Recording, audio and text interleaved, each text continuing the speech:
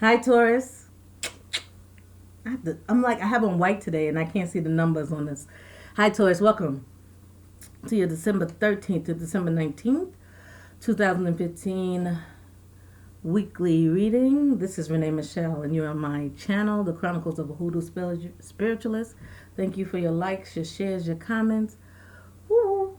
Thank you so much. And if you want to know about a reading and how to get in contact with me, the information is down below.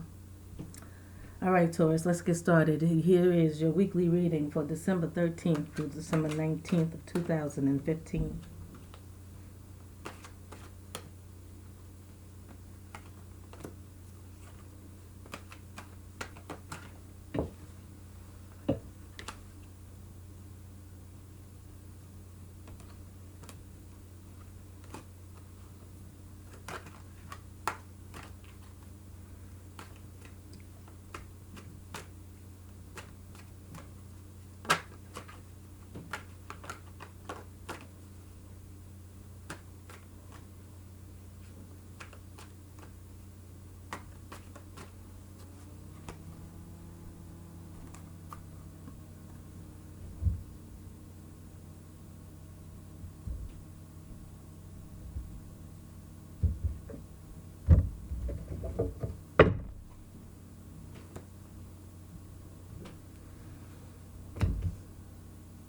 Wow.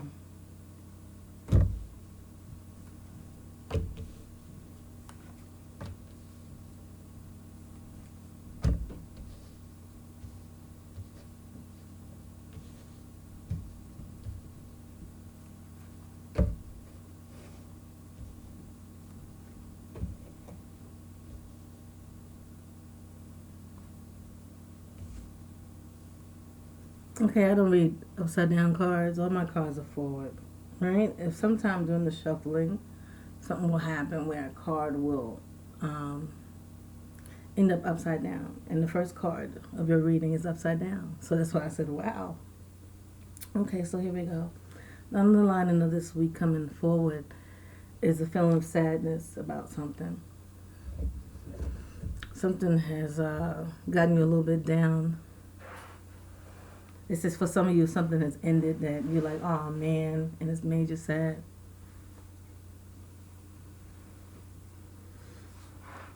And what I think is, right?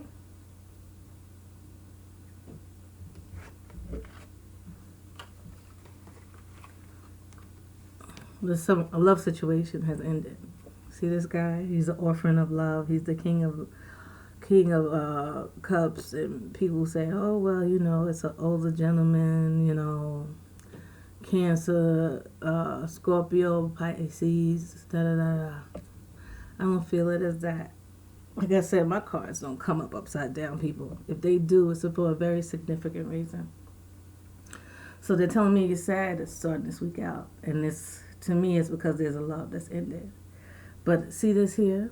That's the Ten of Cups. That tells me that you're happy in every other area of your life, but with this one, that's the way I read it. Somebody may read it completely differently. That's why I show the cards, and then y'all can take your own interpretation from it.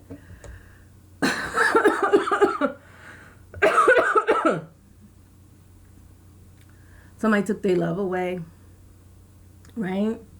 But this is your current position of how you feel. So to me, it's like, that sucks, but everything else is great. You know what I mean?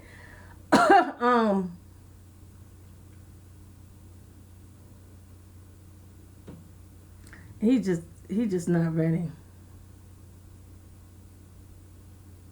You know how I also see this as you're waiting for somebody to make a move and they're not making a move? Because that reminds me of the hangman. The hangman hangs upside down. And being that this is a love card, they're kind of stagnant. Didn't I tell y'all something about somebody like, oh, not paying you attention last week and da da da da da?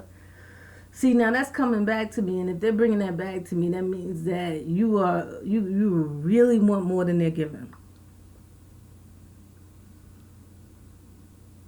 You really, really want more than they can give you at this time, Taurus.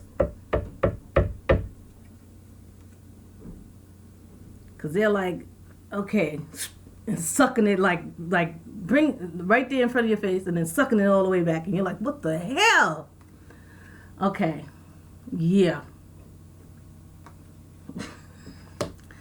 Someone that cannot balance themselves, you got to decide whether that's something that you want to do. If they don't know how to deviate their individual time to where everybody gets their needs met, if they have way too much on their plate to handle, to deal with you, that's something that you're really going to have to look at.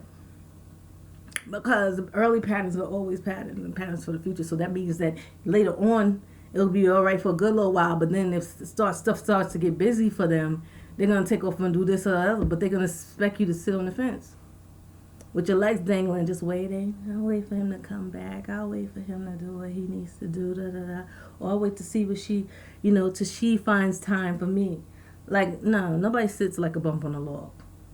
Nobody. Not even you. No matter how much of a connection to you have, no matter how much love you have for each other. At some point, you're going to have to make a choice if whether or not you like sitting on the fence or not. Waiting for them to get all of their business done.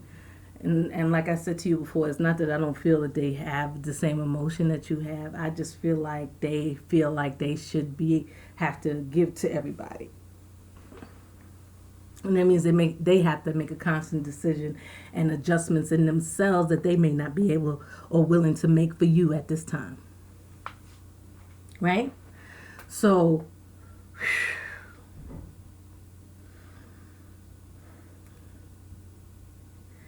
but at the beginning of the week, you're fired up about this new financial opportunity, this new financial, you get news of stuff. You get news of some good, strong stuff that can put you in financial bliss. And by the middle of the week, you sense your financial gain. You sense it like, oh, I'm gonna be the ball. I'm gonna be the ball. You know what I'm saying? All of a sudden, like the mood has changed. It's like, uh-oh, got that money right. Uh-oh, yeah, I'm doing all right. I'm serious. Like I said, every other aspect, except for this whole love thing, right? Oh boy, and by the end of the week, right? By the end of the week, you gotta say, like, okay, I know what I need to do. I got it. Know what I need to do with my little money. I know I need. Because you're the type to make money, so you. I got it. Going into the new year, I'm all right, I got it.